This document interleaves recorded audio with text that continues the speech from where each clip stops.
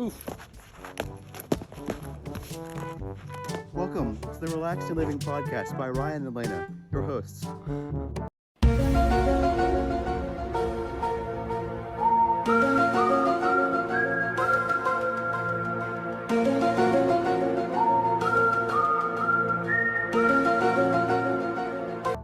Examples are things like cave paintings and inscriptions on ancient buildings in Egypt, Greece, and the Roman Empire. What does graffiti actually mean in our society today? The word graffiti itself actually stems from the Italian root word graffiato, meaning scratched.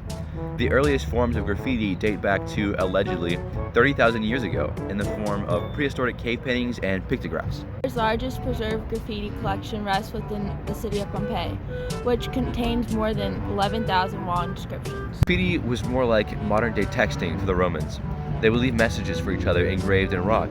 But graffiti didn't really take a major artistic stand until the late 1960s in the USA. It didn't stay the same, however. It was changed in the Roman era, but how exactly was it changed? It came into play during a time when people were throwing off tradition and authority of the past.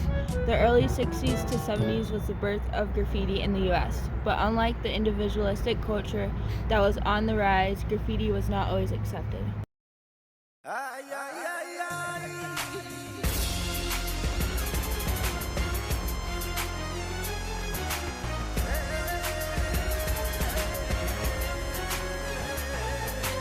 Most graffiti came from African American and Latino minority culture. It was not accepted because of a negative people group that was often associated with it.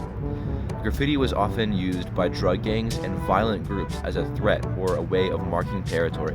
World-famous skateboarder Tony Hawk advocated against graffiti in a PSA in the 1980s. In the short film that was made, the graffiti was described as a federal offense, and the people performing graffiti were described as non-intellectual. It was also associated with the skateboarding community. He was viewed by many as a way of defacing public property. The artist behind the work viewed the act of a way of self-expression. Graffiti seems like the perfect art movement of our time. Highly individualistic, focused on self-expression, disregarding previous society norms, and not concerning itself with democratic norms.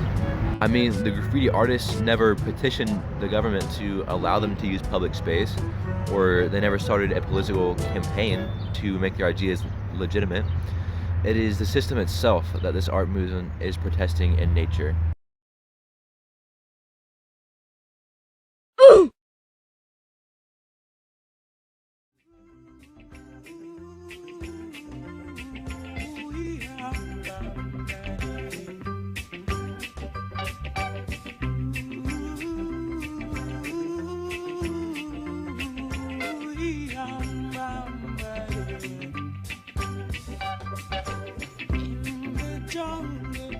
The mighty jungle, the lion sleeps tonight.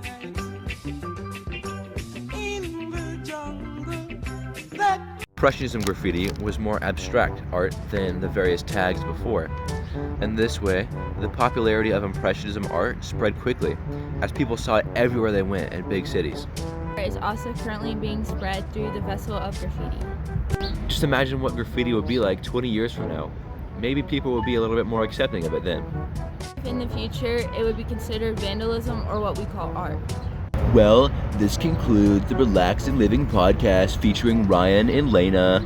Join us next time to learn more about something else. Goodbye.